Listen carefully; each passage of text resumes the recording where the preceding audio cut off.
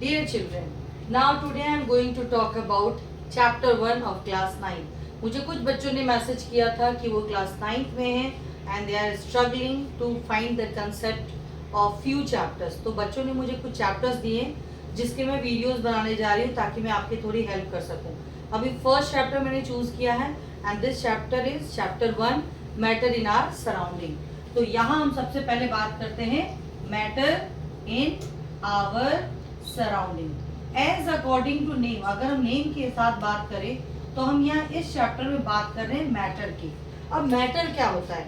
Matter कुछ भी हो सकता है. वो बहुत स्मॉल हो सकता है और वो बहुत हेवी हो सकता है.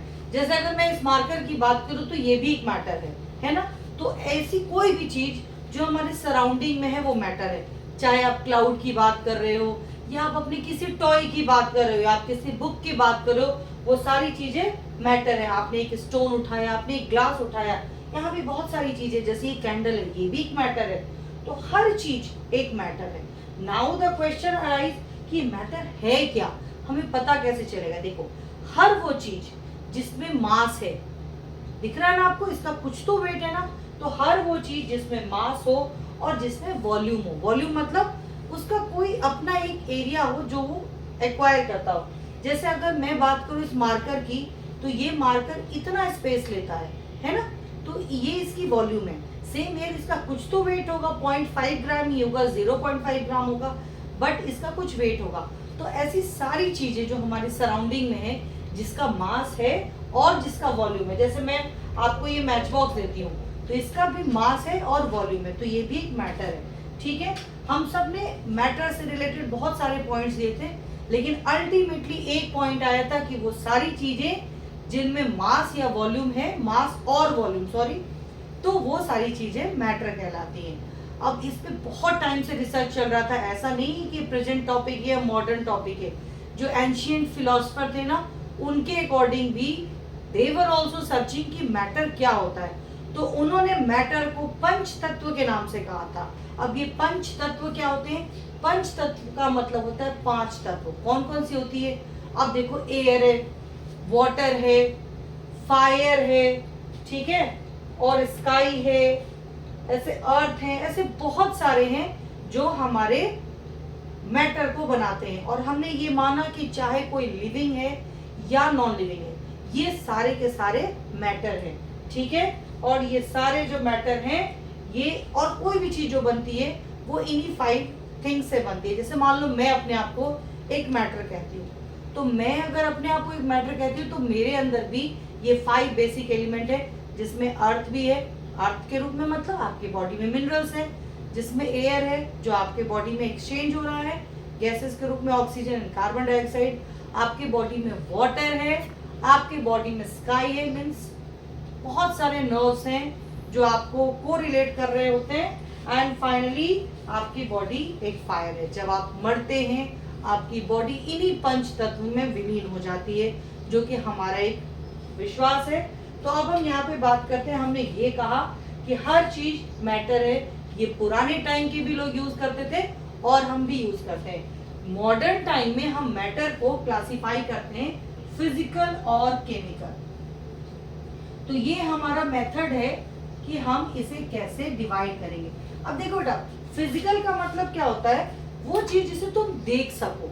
जैसे मान लो कि ये मार्कर तुम्हें दिखाई दे रहा है, तो ये इसकी फिजिकल प्रॉपर्टीज है. लेकिन अगर मैंने इस मार्कर को जला दिया तो क्या प्रॉपर्टी आएगी? ऐसा कुछ भी होता है तो वो केमिकल प्रॉपर्टीज आती है. अभी इस चैप्टर में आपसे कोई भी केमिकल प्रॉपर्टीज नहीं पढ़नी, यहाँ पढ़नी है हमें फिजिकल प्रॉपर्टीज, जो हमें दिखाई दे रही है, जिसको हम फील कर सकते हैं, जिसको हम ऑब्जर्व कर सकते हैं, जिसे हम काउंट कर सकते हैं. तो ये सारी फिजिकल प्रॉपर्टीज हमें पढ़नी है. तो सबसे पहली प्रॉपर्टीज हम पढ़ते हैं, और ये पहली प्रॉपर्टीज है फिजिकल में. याद रखोगे, हम बात कर रहे हैं फिजिकल. तो जो सबसे पहली प्रॉपर्टी है वो प्रॉपर्टी है matter is made up of particle. Okay, matter किस चीज का बना है? पार्टिकल का बना है. चलो अब इसको प्रूफ करते हैं पहले कि पार्टिकल का बना है या नहीं बना है. ठीक है, अब यहाँ पे मैंने कुछ सैंपल लिए हैं. देखो, ये ग्लास है और इस ग्लास के अंदर मैंने पानी लिया है. अब पानी क्या है? पानी एक मैटर है. ठीक है।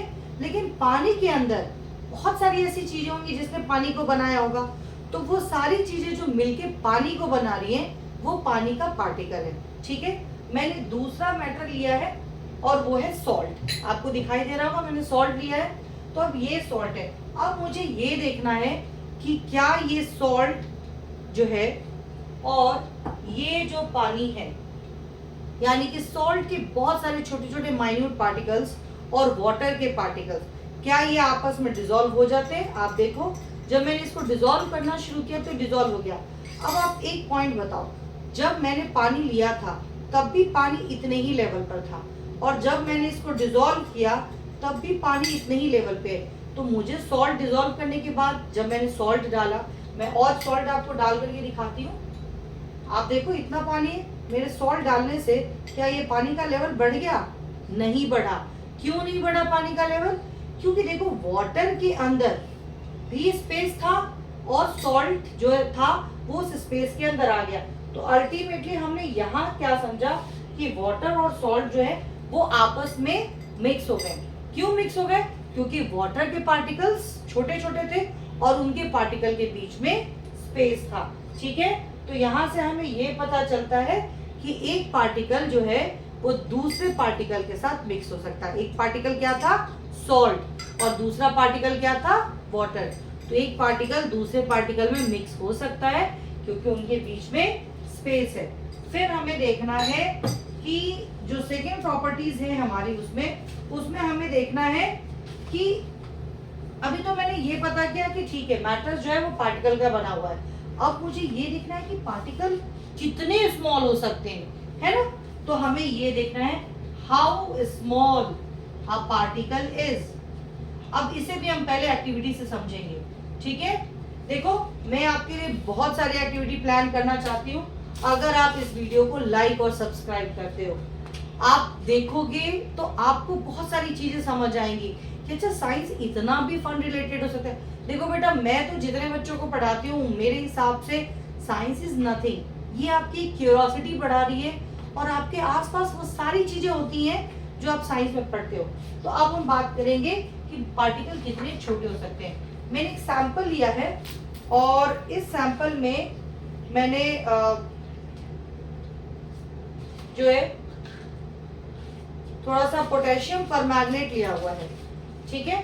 मैं ये आपको पोटेशियम परमैंगनेट दिखा रही हूँ। देखो आपको वीडियो दिखाते वक्त मेरे पास कुछ आयरन नेल्स थे जो नीचे गिर गए हैं, और अब मुझे ये डर लग रहा है कि ये किसी के पैरों में ना चुभ जाए, क्योंकि वीडियो बनाते वक्त मैं उसे उठा नहीं सकती, ठीक है। तो अब आप देखो कि ये मैंने क्या लिया। देखो ये मैंने पोटेशियम परमैंगनेट लिया है। अब ये पोटेशियम परमैंगनेट क्या है? ये एक मान लो मैटर है और इसके बहुत सारे टाइनी टाइनी पार्टिकल्स हैं। तो मैं क्या करूंगी, सपोज मैंने पोटेशियम परमैंगनेट को लिया और मैंने यहाँ पे मैं थोड़ा सा पानी ले रही हूँ, ठीक है। अभी देखो मैं इतना पानी लेती हूँ और इस पानी के अंदर मैं पोटेशियम परमैंगनेट को डिसॉल्व कर दिया। देखो मैंने थोड़ा सा पोटेशियम परमैंगनेट लिया, बिल्कुल थोड़ा सा पिंच भर, और मैंने यहाँ पे डिसॉल्व कर दिया। आप देखो पोटेशियम परमैंगनेट डालते ही ये वाटर के साथ रिएक्ट कर गया और ये पर्पल कलर में आ गया, आपको दिखाई दे रहा होगा। अब देखो ये पोटेशियम परमैंगनेट मान लो कि ये 10 ग्राम था, ठीक है। अब मैं इसी पोटेशियम परमैंगनेट को दूसरे पानी में डालूंगी। आप देखो ये मैंने ब्लैंक पानी लिया है। अब मैं इस पोटेशियम परमैंगनेट को इसके अंदर डालूंगी। देखो ये भी पानी लाइट पिंक हो गया। अब मैं तीसरा बीकर लूंगी और मैं इस तीसरे बीकर के अंदर भी डालूंगी। आप देख सकते हो कि ये मैंने अब इसमें डाला। देखो ये भी पर्पल हो गया। अब आपके पास 3 सैंपल रखे हुए, देखो ये देखो ए बी और सी, ये 3 सैंपल रखे हुए। आपको क्या समझ आया यहाँ पे? देखो अगर एक पोटेशियम परमैंगनेट के अंदर पार्टिकल था, मैंने उसके बाद उसे पानी में डाला, फिर मैंने दूसरे पानी में डाला, हर बार मैंने वाटर की कंसेंट्रेशन बढ़ा दी लेकिन पोटेशियम परमैंगनेट की कंसेंट्रेशन कम कर दी। लेकिन क्या पोटेशियम परमैंगनेट के पार्टिकल ने अपनी प्रॉपर्टीज को छोड़ा? वो हर बार खुद को डिवाइड कर रहा है। पहले ये इतना डार्क कलर दे रहा है, क्योंकि यहाँ पे ज्यादा पार्टिकल थे तो ये पार्टिकल डार्क कलर दे रहा है। अब आपने जब पानी में डाला इसी सैंपल को तो ये थोड़ा सा फेंट कलर हुआ, यानी इसके पार्टिकल ने डिवाइड किया अपने आप को। अब आपने फिर तीसरा सैंपल लिया, यहाँ और लाइट कलर हो गया, यानी कि आप अगर मैं फोर्थ सैंपल लूंगी तो वहां पे भी डिवीजन होगा।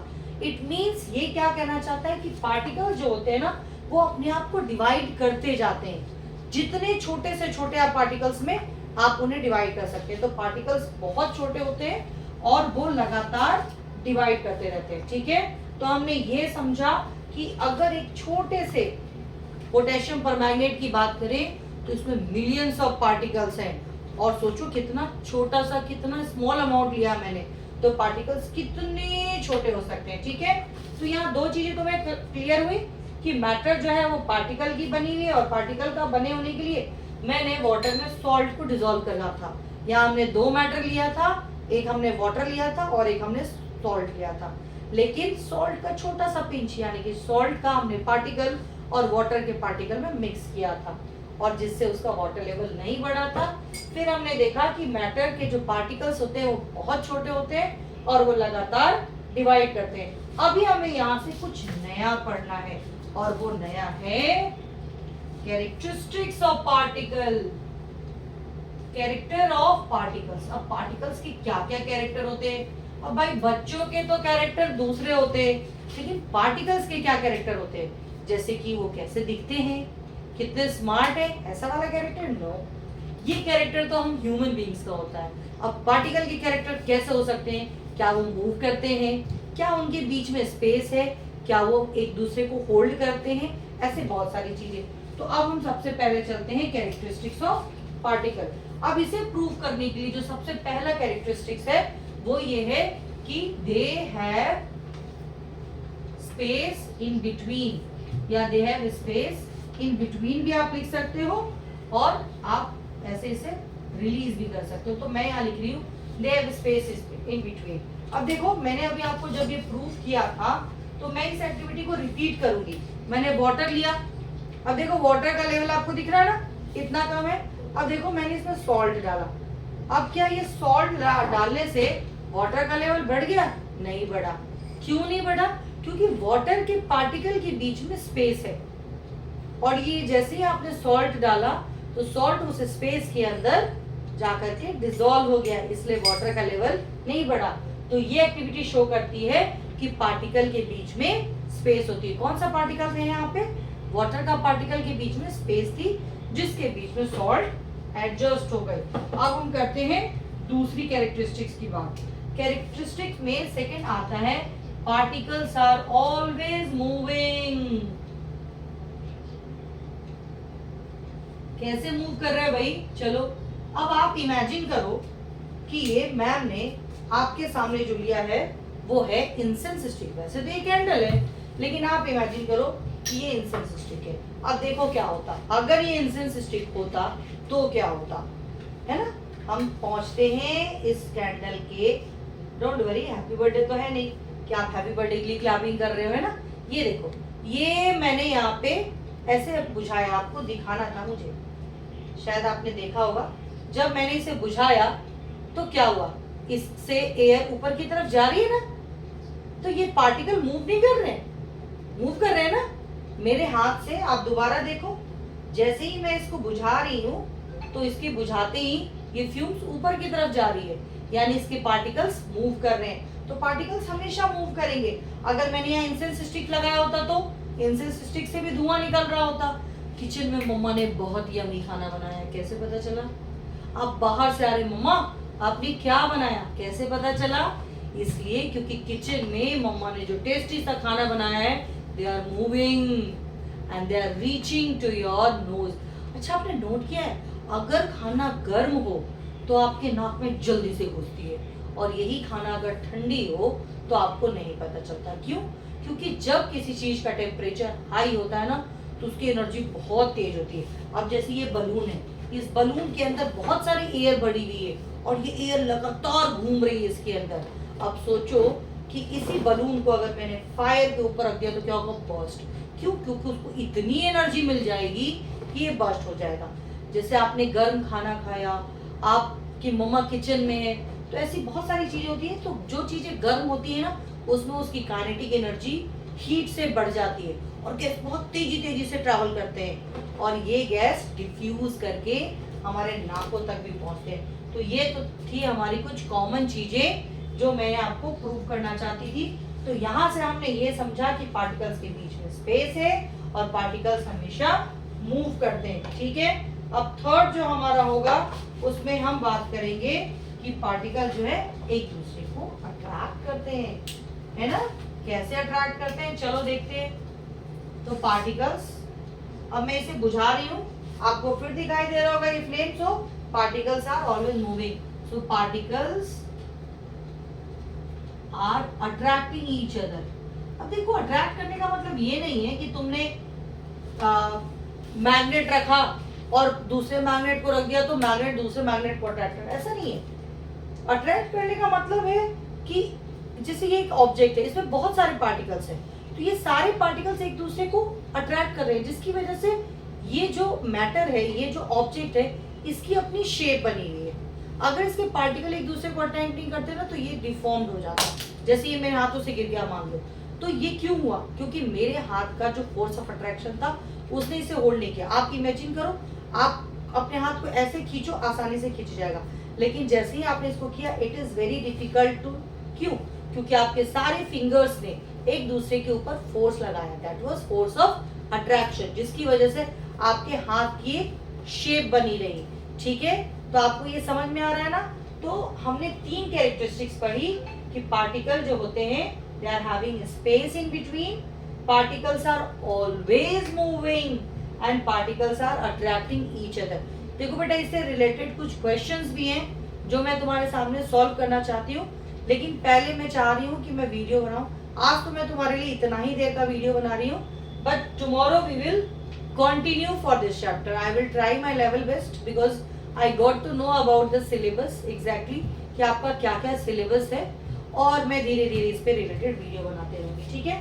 तो ये आपके सारे टॉपिक है। वैसे तो मैंने रफ लिखा है, लेकिन आपके लिए इतना काफी है कि मैटर जो है वो पार्टिकल का बना हुआ है, how small this particle is, and we have talked about character of particles, ठीक है। So now till then, bye all of you.